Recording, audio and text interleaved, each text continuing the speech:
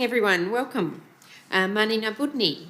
I open and welcome you all to the meeting. Please note this Audit and Risk Committee meeting will be recorded and live streamed to the City of Adelaide website. This means that your presence at and any contribution you make to the meeting may be collected, used, disclosed or published publicly by the Council, including transferring outside Australia. Manina Budni, Nalu Tampindi, Yalaka, Nalugana, Yakatanka, Imparindi. The City of Adelaide acknowledges the Kaurna people of the Adelaide Plains as the traditional custodians of the land on which we meet today.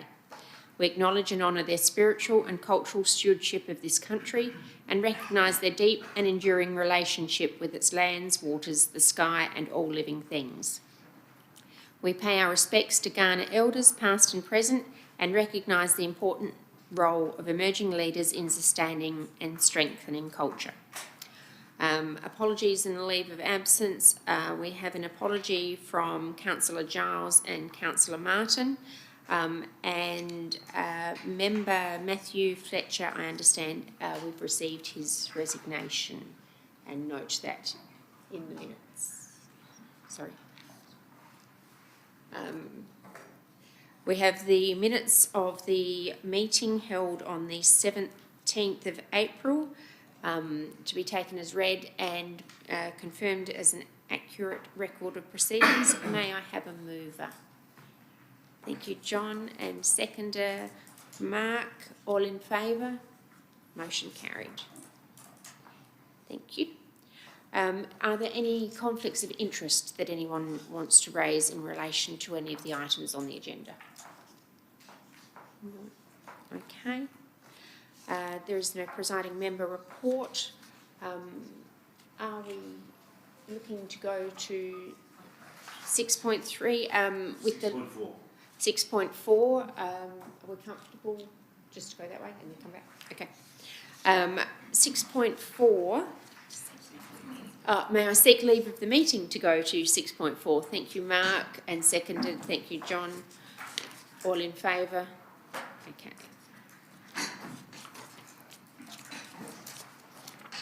Okay, welcome. Okay, item 6.4 is the essentially internal audit scopes. Sorry, I'm working through my lot of paperwork here. Happy to hand over to BDO if you'd like to take us through an overview of those. Always. Good morning, everyone. Yes, we're just seeking approval for 2 internal audit scopes today. So the first one is in relation to an assessment on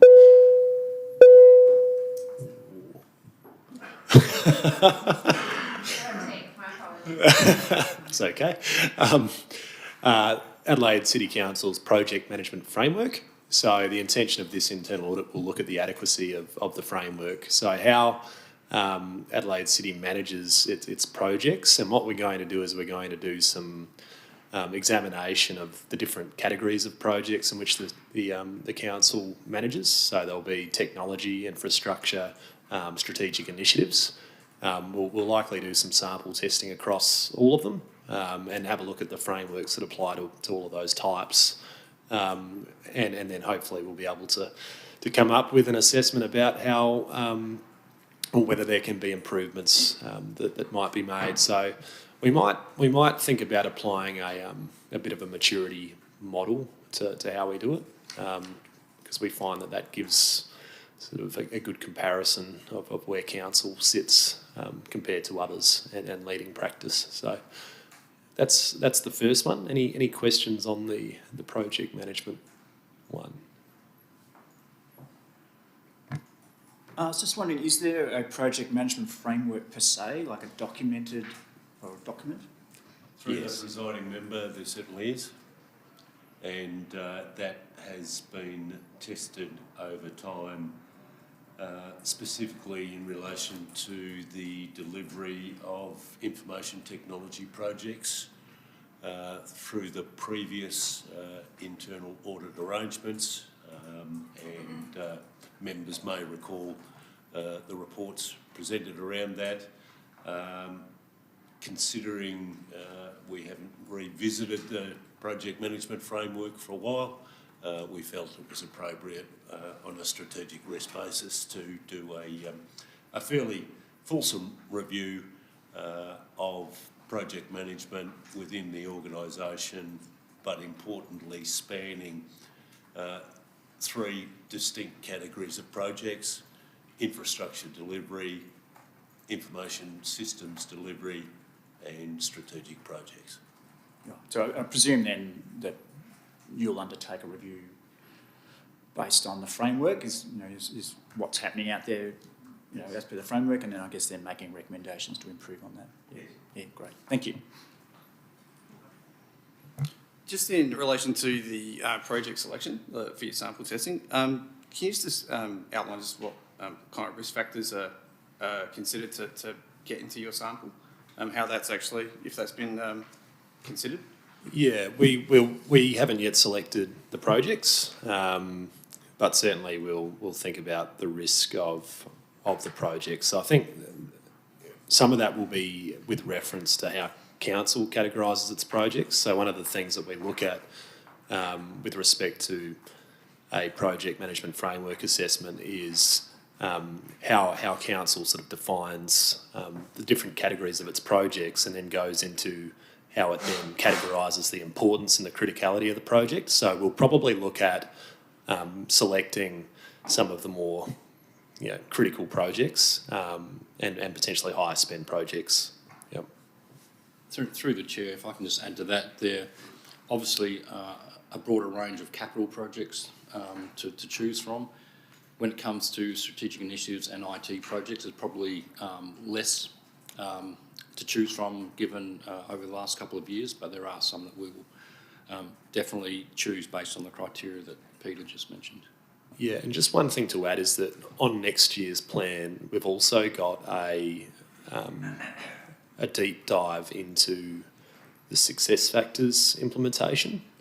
So we're going to be looking, closely at that. So we probably won't select it this time around, but it is a critical project that we'll be looking at closely in the coming year. Through the chair, just for committee members, success factors was an upgrade to our workforce management systems.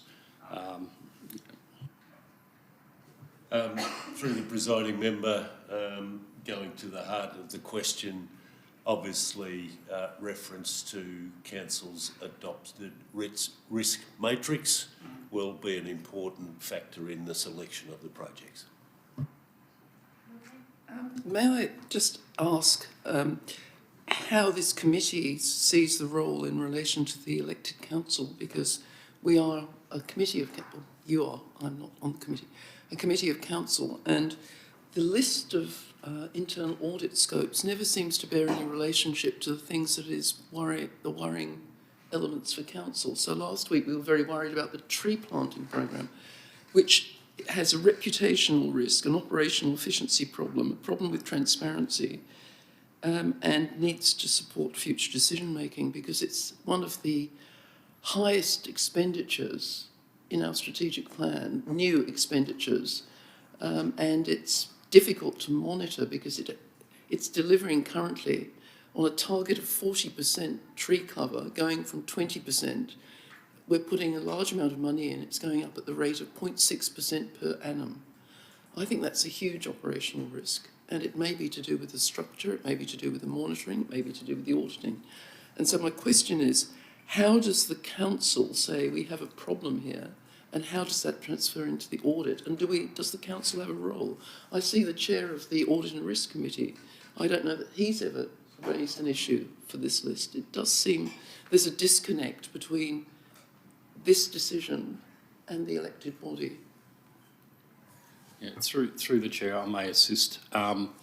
So part of the work that we're doing with BDO at the moment is a refresh of our strategic risk register, which targets 12 strategic risks across the organisation, and these are largely strategic risks. We've been very clear around what's an operational risk and what's a strategic risk.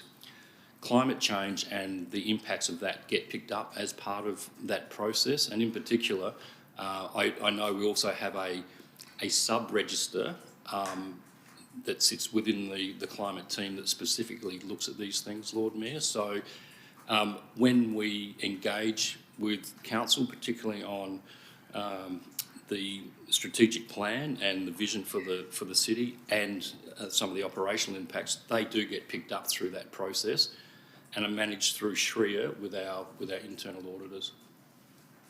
With due respect, nothing that I'm mentioning gets through that system, and I do think it's Through the presiding member, Mr Spartellis is referring to a piece of work that's currently in development with our internal auditors in terms of finalisation of a strategic risk register that will address the strategic risks across a full range of strategic lenses, including our strategic plan commitments around the environment.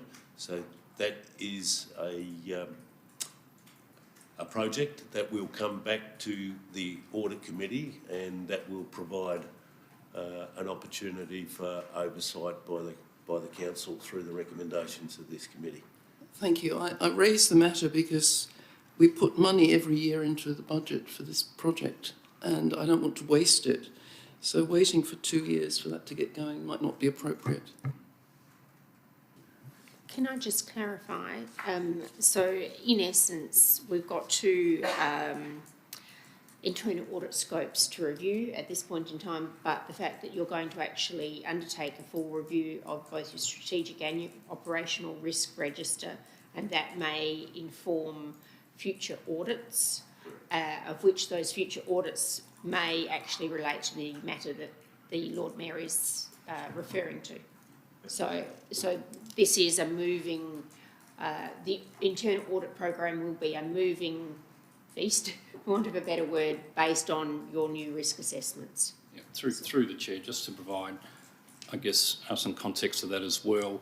We've already started the process with BDO in terms of what year 2 and 3 of the internal audit plan might look like, based on some of the findings we've already had through the strategic risk register work. But you are 100% correct that once we've actually got that, we've brought that back to the Audit and Risk Committee, it will definitely inform our operational strategic internal audits moving forward. So perhaps from this committee's perspective, maybe just taking on the comments of the Lord Mayor in terms of priority when that, and risk, when that is developed.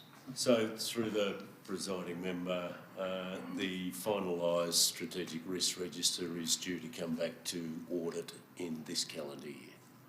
Excellent, thank you.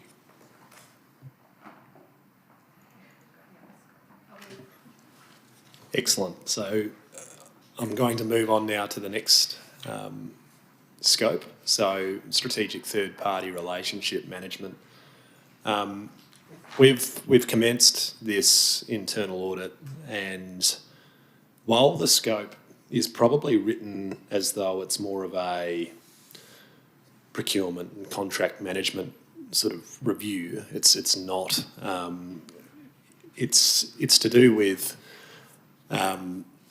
Adelaide City Council's key relationships. So we're having a look to see Adelaide City Council. Well, we're examining Adelaide City Council's approach towards sort of key stakeholder management, and much of that is around sort of community and state government and federal government. So looking at approaches around how the strategy, or how Adelaide City Council's strategy converts into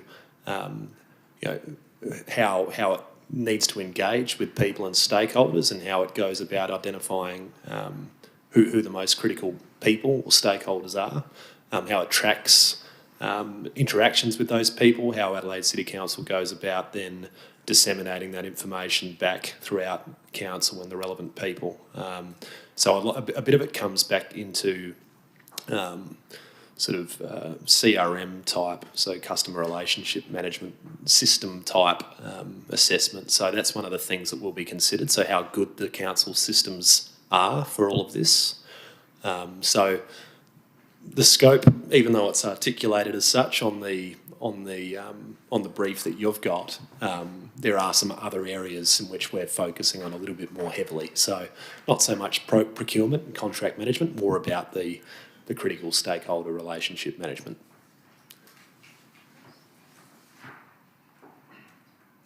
Okay, opening it up for questions. Yeah. Go, Matt.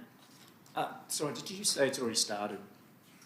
Yes. Yeah. Well, look, I think it's important that we get an opportunity to provide input prior to the commencement. So maybe if it's just a timing thing with agendas, that maybe we should circulate these sort of out of session. Otherwise, yeah, we're sort of providing comment and you're already started, and so it's hard to say whether that's going to add any value. I just had, so putting that aside, I was just, when I read it, I just thought, well, third party is a pretty broad category. You know, you're just focusing on some, or, but yeah, you've clarified that now, so thank you. Can you just also clarify for me, when we do talk about third party, does third party include, for example, the South Australian Government? Through the presiding member, similar to the project management framework review, there are distinct categories of stakeholder relationships that the City of Adelaide needs to manage. Obviously, a significant stream of those stakeholders are our suppliers and contractors. Outside of that, we have significant stakeholder relationships with many departments within state government. They'll be part of the review. And then we have relationships around the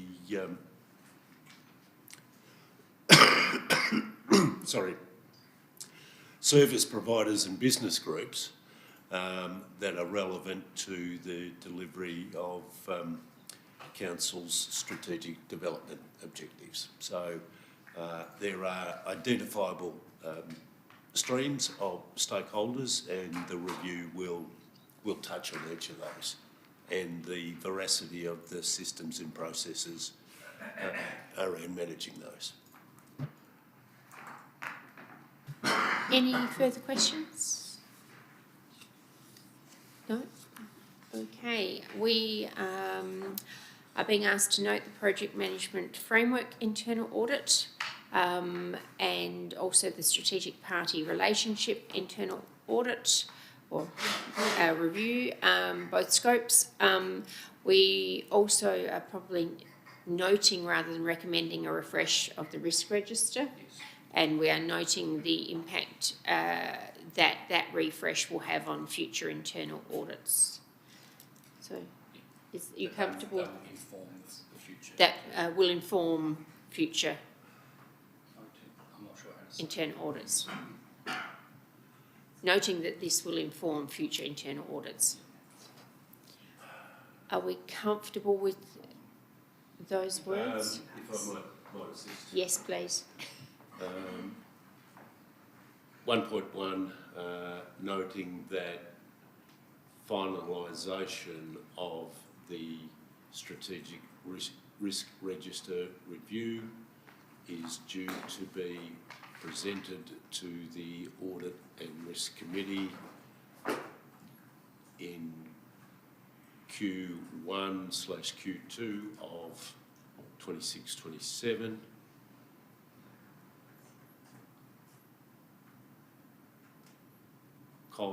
And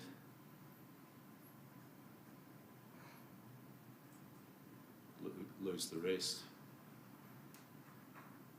1.2, that strategic risk register, There. that strategic risk register, once endorsed, will inform a review of the future internal audit program.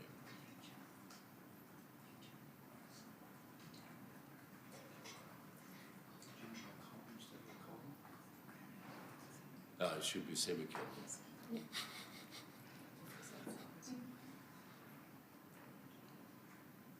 Okay. Are we comfortable with that addition? Yep. Okay. May I have a mover of those two items to note? Thank you, Mark, and seconder. Thank you, John. All in favour? Motion carried. Thank you very much.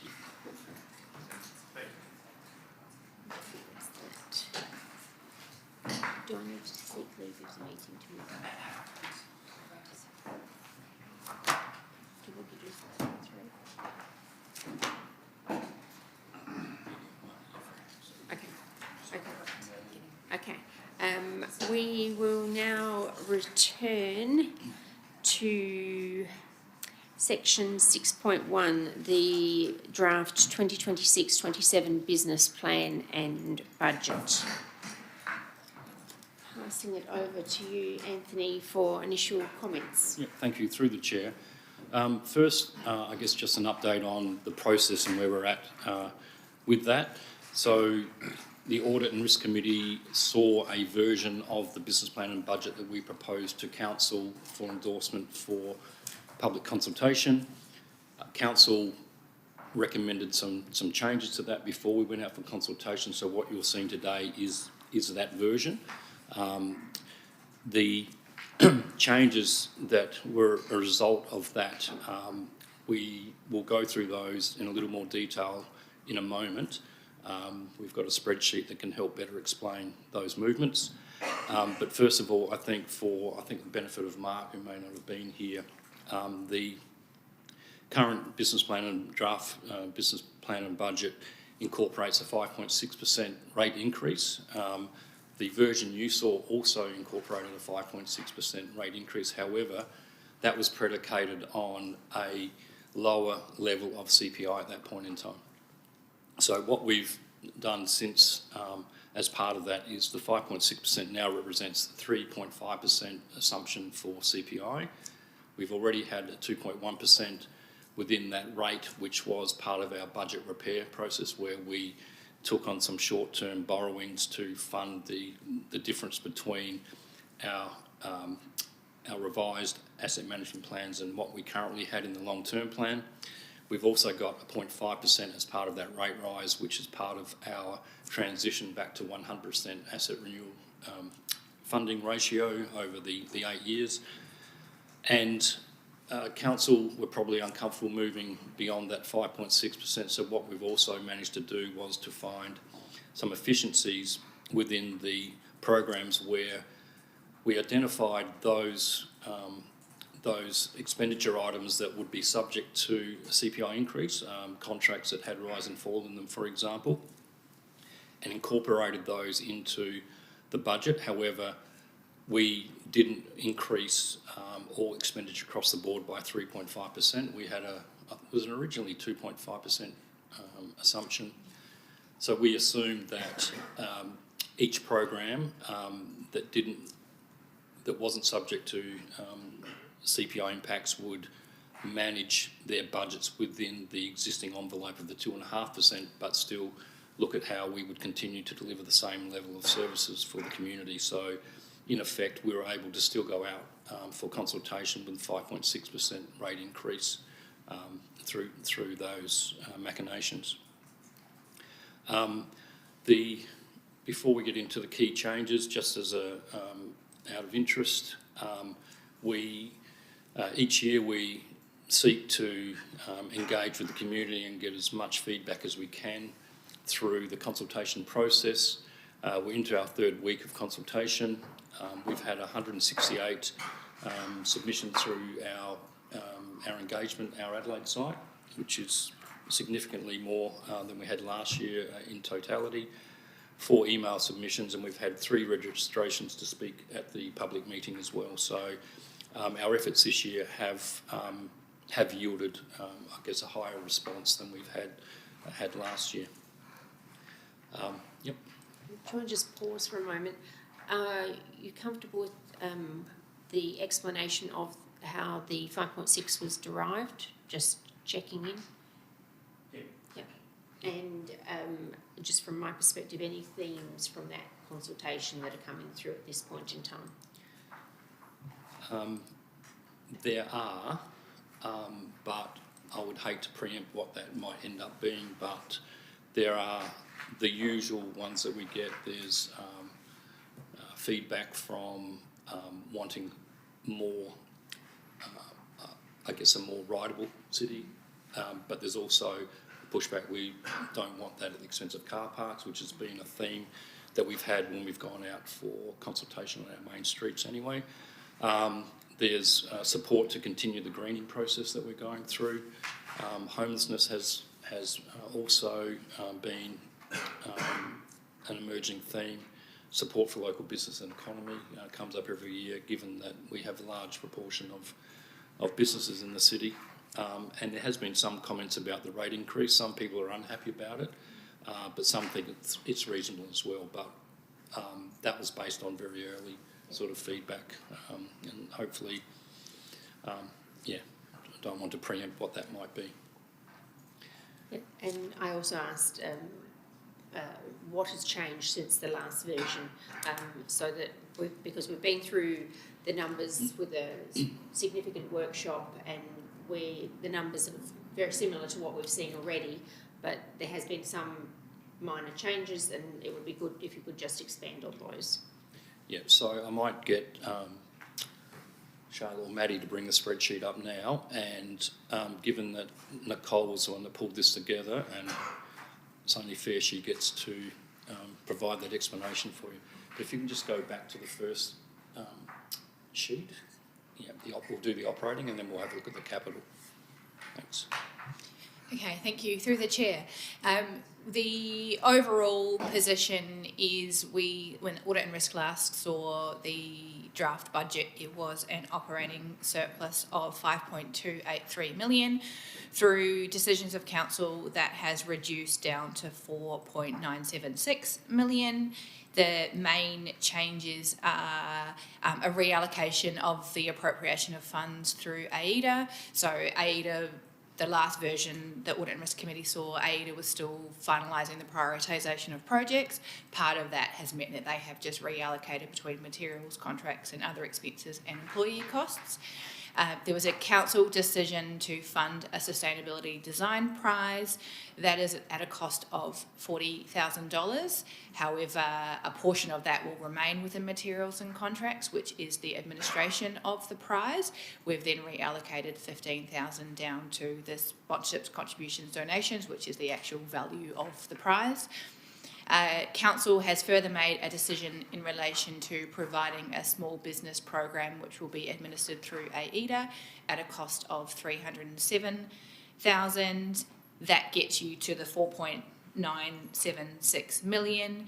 Within fees and charges, there has been a reduction of outdoor dining fee income as a result of a decision to remove the transfer of a permit fee, offering the first 12 months as fee-free for outdoor dining in new locations or locations of outdoor dining in place that have not had outdoor dining in place for more than 12 months, and offering the first 12 months as fee-free to all businesses with fixed furniture, including screens that transition to movable furniture in line with our outdoor dining transition policy. And then the last change was discounting the fee for businesses located in lower pedestrian areas to 50% of the outdoor dining rate. That has a financial impact of $29,000. We have been able to offset that with an increase in expiation late payment fees of $29,000, and that's based on year-to-date experience. Through the chair, the other thing I just might add to that is by council deciding to provide a further $307,000 to AIDA. You may recall the discussion around looking to provide AIDA with an extra 2.1 million over 3 years at a rate of about 700,000 a year. The previous budget you saw had a $742,000 increase to AIDA. This now brings it up over $1 million in the first year, and we'll just need to work through what that means for any subsequent contribution to AIDA moving forward. Excellent. If you want to move to the capital slide, please. Any other further questions on the operating changes before we move? I guess, Nicole, you did articulate it, but In terms of the $307,000, there was a decision made to reduce the surplus rather than look to reduce any of it. The consequence of the decision was a reduction in the operating surplus. Yep. Thank you. So while there's some ins and outs at a fairly minor level around the design prize and the reduction of outdoor dining fees, net, the movement from the 5.283 that you saw last time is a $307,000 reduction in the operating surplus through the allocation of the small business program. Happy to move on to capital. Yeah, excellent. So there are a number of small minor changes within the capital program as well. The last version you saw had a capital program for new and upgrade only for $23.4 million. That has increased to $29.7 million, so an increase of just shy of $6 million. The changes, as shown on the screen, is a council decision to include a $2 million allocation to the greening program to reflect year 3 of that program. A decision around school safety implementation. So the original version you saw had an allocation of $805,000. That has increased by $705,000 to an allocation of $1.5 million. Council also through the decision included a further increase of $1.5 million subject to a matching contribution to be sought from the state government. So we are in the process of trying to obtain that grant, is my understanding. Within Main Street, so there's been reporting and discussions with council in relation to delivery options. The outcome of the decision of council resulted in an increase to O'Connell Street in 26-27 of $1.3 million and an increase to Melbourne Street of $400,000. No increase to the overall funding envelope within the main streets, just a reallocation between financial years. Opening it up for questions. So, sorry, Nicole, did you say increased by $6 million? So how are we funding that? Is that more borrowings, or are we? Through the presiding member, the key funding source for new and upgrade projects is borrowings. So borrowings have increased to 82 odd million from the previous forecast of 76. Thank you. Noting that the 4 million related to the Main Street projects is a timing that was already factored into the long-term financial plan. So that's a 4.6 million increase in 6-7, which will reflect in a reduction in the future years. Lord Mayor. I hate to bang on about the trees, and I have to say it's my idea because it was part of our climate remediation, because the northwest corner of the city is the hottest. It's 10 degrees hotter than North Adelaide because there are virtually no trees there. So we put $5 million a year in, and there's $2 million left over in a carryover. And we're going at the rate of 0.6% a year. So we're going to take us 20 odd years to get to the canopy cover we need to make our city bearable. And that's planting them, let alone having them actually reach maturity. So my point is that this is a strategic risk. And the $2 million carryover indicates that we ought to be worried about it. Not because I want to stop it, because I desperately want it to happen, but we seem not to be able to deliver it. And I want to put more money in out years, and yet people will be suspicious of it if they think we can't do it in the first couple of years. Any? Just a statement. Through the presiding member, I acknowledge the Lord Mayor's comment, and there is a piece of work currently being progressed by the administration about a longer-term greening program. We presented that to committee last week, and while the $2 million commitment for 26-27 was supported, were asked to do some further work around the appropriateness of the out-year allocations, and that's a piece of work that will come back through committee and council. Thank you. Sorry, just on the spreadsheet, because we're only halfway through, there's no other changes below. They're the only ones? I thought so. Okay, I just wanted to double check. Any further questions? Any questions on the actual budgets? Yeah. Okay, moving on from the actual spreadsheet, opening it up for questions in relation to the actual business plan and budget documents. So any questions in any of those aspects? Mark? Firstly, just some general questions. So you've mentioned that areas that are not impacted by CPI are working within 2.5, and for all other areas it's 3.5. So I'm just wondering about specific impacts like fuel price increases. Have we made a greater allowance for those? And secondly, things like, we know there's going to be a shortage of bitumen and we're going to have to get it from somewhere else, so there will be cost escalations there. So I'm just wondering, have those things that are above CPI been incorporated into this budget? Through the chair, I'll let the CEO have a chance in a moment.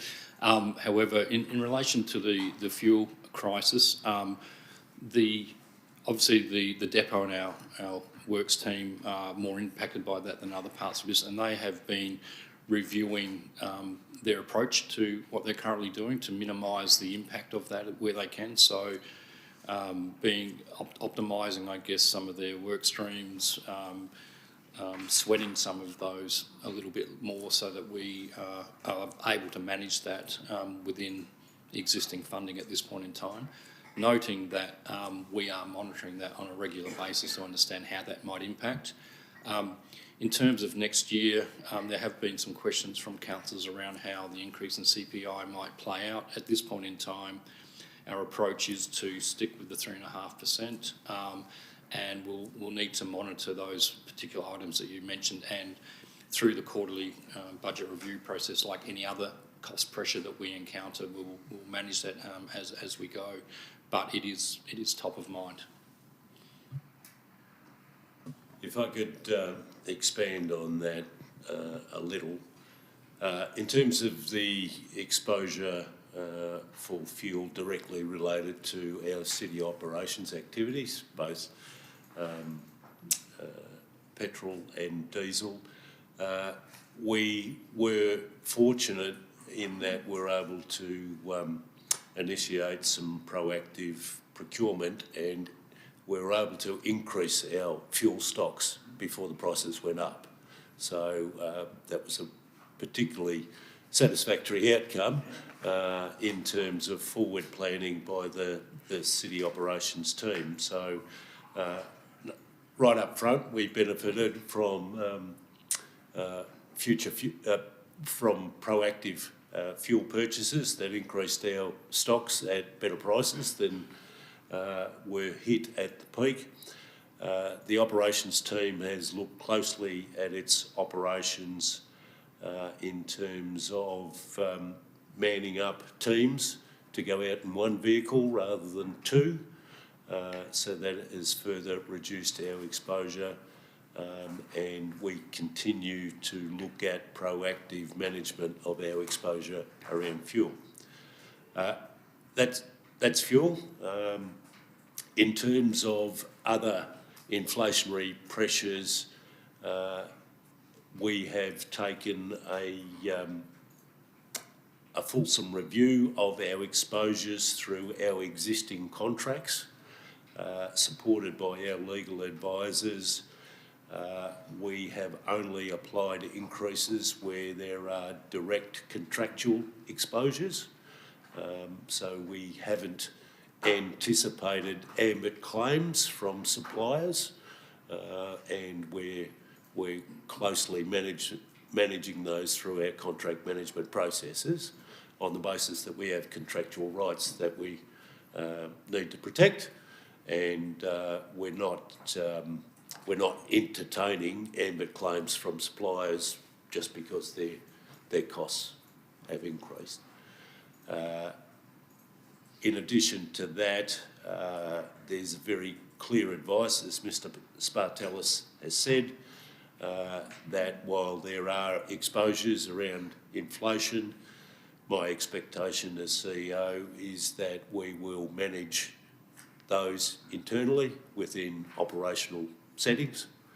That message has been clearly communicated to our broader leadership team, and we continue through our finance and procurement monitoring processes to look at exposures. Your comments about bitumen, that they will be subject again to the contractual rights that we have, but obviously new tenders for new contracts will be vigorously assessed. Thank you. And I guess the benefit, particularly on that sort of road making side, is that that lever is pretty flexible. So if we need to sort of turn it down a bit or push things into the next year, we can do that. The other thing, I just had a few, because we've got the portfolio budgets there. I've done a bit of a cursory review, so I just had a few questions where there were a few large increases. So you want to bear with me on that. So on page 43, which is the customer marketing, which is part of City Community Portfolio, I just noted there was quite a large increase in costs of around 800,000. I was just wondering what was contributing to that. Through the presiding member, they directly relate to some service changes that we presented to council as part of the development of the business plan and budget. We are particularly focused in better managing the returns that we get through our expiation revenue. Oh, okay. And I think there's an additional 3 FTEs reflected in that program. That's primarily about improving the opportunities to get paid for expiations. Members may be aware that there is a process after a particular date where we need to refer them to an external agency. We've also, so the increase in FTEs is about reducing the amount of referrals to that external agency so that we improve the revenue streams. Yes, certainly support any way we can try and get the cash in. I mean, it's obviously, it looks good from an income point of view when fines are going up, but at the end of the day, we've got to get the cash in the door. So I think, that's certainly absolutely appropriate. And I guess, then I can see that sort of happening, coming through onto the regulatory side, so that sort of explains all that. So I would make the point that all increases in program budgets relate to either approved service changes that we workshop with the council through the development of the business plan and budget, through full day session on the 7th of February. We took the council members through every proposed service change and all strategic projects, which also impact on the operating budgets of programs across the organisation. Okay, so I think that explains. I can see now that a lot of the stuff is flowing through into the regulatory side, so we're seeing sort of income going up as well. So, and my other question was what the components of the rate increase were. So they've been adequately explained. So I don't have any more. Any further questions? Sorry, I just had one question in relation to at the last meeting we had the presentation in terms of the additional cost to council for the upcoming elections, the new compliance costs. I was just wondering, under which department is... Governance? That's not in the governance, was it? Okay. The governance project. It's a strategic project within the governance program which forms part of the corporate services portfolio. Right, okay. Excellent. And if you go to page 64 of your agenda, You can see a forward allocation of 995,000 for 26-27. Sorry, I missed that line there. Yes. Yep. No, excellent. And the only other question I had is, and following up to the questions from Mark in terms of the cost, is the other one is the cost of finance, which I know is a very hard one to predict. I was just wondering if there's some commentary around or about how that's been assumed within the budget, or any other changes compared to what has been discussed before, because I know that's quite a topical matter as well. Yes. So, you're referring to the cost of borrowings? Correct. Okay, so the business plan and budget is underpinned by the latest advice from the local government finance authority in terms of projected rates for borrowings. We have consistently used that as an underpinning assumption in our long-term financial plan and budgets. What's reflected in these papers is the latest advice from the LGFA in relation to both deposits and borrowings.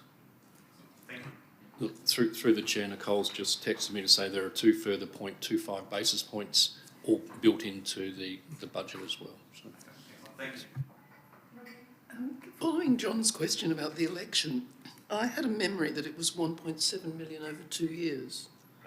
Through the presiding member, that's correct. What is presented on page 64 is the Q2 allocation for 25-26. The next report in your agenda reflects the Q3 review, which reflected an uplift in the 25-26 from the 275, Lord Mayor. So It is 1.7. it is 1.7, yes. Any further questions? No? We are asked to note the 26-27 business plan and budget, and that it's out for consultation, and that we received the draft. So may I have a mover? Thank you, John, and seconded. Thank you, Mark. All in favour? Motion carried. Thank you. Okay, well done. Okay. Item 6.2 is the business plan and budget, the Q3 update. Thank you. Through the chair, just a quick overview. The Q3 budget is maintaining the year-end position, notwithstanding the favourable year-to-date position, which is largely driven by timing differences at this point in time. We have incurred some additional costs that were able to be offset by favourable revenue movement, $1 million of which was a grant, and members would be aware it's for a capital project, but we have to recognise it as operating, and additional parking revenue based on activity year to date. There are also some increased costs associated with some of the key strategic projects, which you'll find at paragraph 5.2. The capital spend year to date is slightly ahead of budget, noting a reduction in the year-end program projection, which is again largely through the retiming of 13 projects which have been articulated in the report. As a result of that, our projected year-end debt is also expected to decrease commensurately, noting that as at 31 March we still had no debt. In fact, we had $10 million cash in the bank. We do have some minor drawings as at the end of April. However, we are expecting fourth quarter rates, I think, by 1st of June. So we're still waiting to see how that plays out from a debt and cash perspective. Happy now just, I guess, to open up to any questions that members may have. I might start just in relation to the strategic projects, paragraph 13. It does talk about 62% has been committed or spent, given we've only got 1 quarter to go. Is that money likely to be spent, and what's the risk of not actually delivering those projects? If I could refer members to pages 272 onwards within your agenda, the which lists all the strategic projects planned for 25-26. Importantly, in the table, there's a green light on every project. We've already completed some projects as at the end of March, and we expect, with two exceptions, that we will complete those projects. If I just may, Three. and if I just may, there are two significant funding amounts in there. One is for the City Library at Rundle Place, to make good provision on that, and the balance of the 2026 election, which we will definitely spend. Yes, thank you. Later might ask a question in that space as well. Other questions from committee? Yes, I just had a question about the retiming of the 13 projects. Is that as a result, sort of like for cash management purposes, or is this changes in more delays in those in particular projects? Through the presiding member, the significant dollars around the retiming of those 13 projects relates to the review of the delivery of the 5 Main Street programs. Right. And in noting the changes in the previous item, around the previous item, we've seen some bringbacks, but there have been some significant carry forwards around the capital projects related to the other 3 Main Street projects. So you're feeling confident now that we've got the timing right on those ones? In terms of... We do, and this report reflects our best professional advice about where we'll land with the capital program for 25-26. Yeah, great. Thank you. Any further questions? I just got one, and it's in relation to, it's probably more in relation just to the Treasury reporting on page 280. And I know I've previously put a query through to the administration and it was answered. It was more a case of just probably content of the report. I think, well, from my benefit anyway, it would have been beneficial to see in table 1 probably a carry forward of the prior year's opening borrowings and seeing knowing that you've actually repaid those borrowings during the year and that currently you're sitting at nil borrowings but expected to draw down, a bit of an explanation that those borrowings had actually been repaid during the year as part of the Treasury management practices during the year. It's just for tracking purposes, because when you look at then to the budget to the year-end forecast, we're currently showing that we've got nil borrowings, but then a significant amount of borrowings at the end of the year if we look at the balance sheet. It's just more for context, not for necessarily accuracy. Through the presiding member, we can take the presentation of this particular page in the review on. We'll take that on notice. I don't think there's too much work around demonstrating the movements over the period of the year to date, which I think is where you're going, particularly in relation to the borrowings. Correct. Yeah. Thank you. Any further questions? Okay, we have a number of resolutions at 6.2, 7 in total. I'm not intending to read them all out. May I please have a mover? Thank you, Mark, and a seconder. Thank you, John. All in favour? Motion carried. Thank you. We now move to item 6.3, which is the internal audit progress report. Any opening comments anyone would like to make?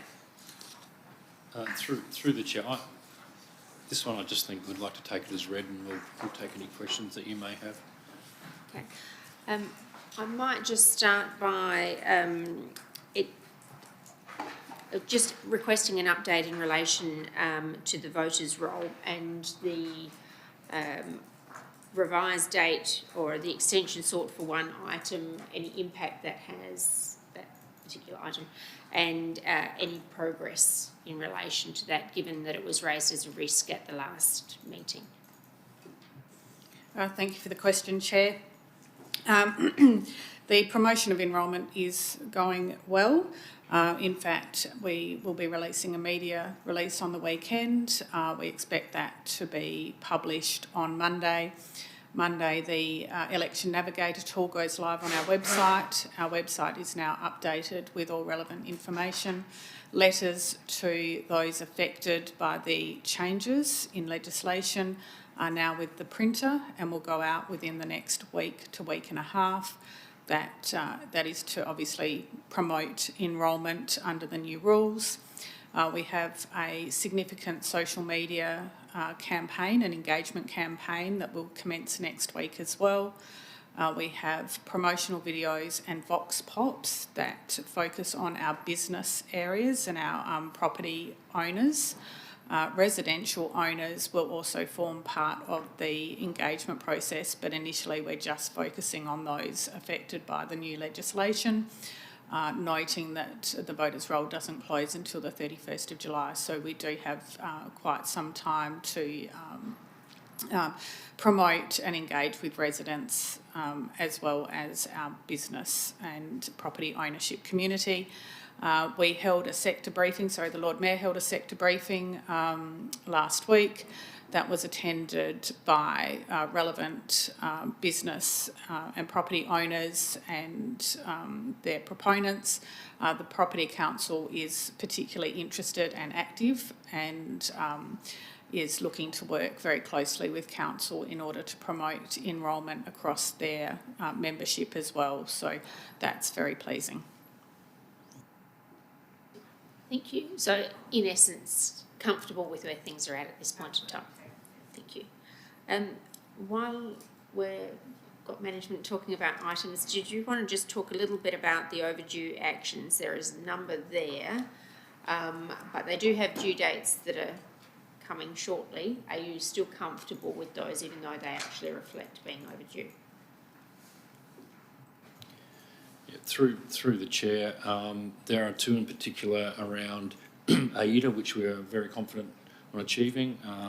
Now that we have some direction from council in terms of the level of funding, we can actually then feed that into a long-term financial plan for AIDA in terms of the which is what two of those are about. The others we have reviewed as well, and I think we're comfortable where those are at this stage. Further questions? No. No further questions. We are being asked to note the progress in relation to the internal audit items. May I have a mover? Thank you, Mark. Seconded, John. All in favour? Thank you. Motion carried. We have covered item 6.4. Item 7 is emerging key risks. Any matters anyone would like to raise? No? No, I think through the chair, Mark sort of raised the key one on our radar, which is around management of costs and our ability to deliver on our program with some of the, I guess, more macroeconomic sort of conditions that are at play. Thank you. Any requirement for an independent member discussion? No. And any other business anyone would like to raise? No. On that note, I declare the meeting closed. Thank you.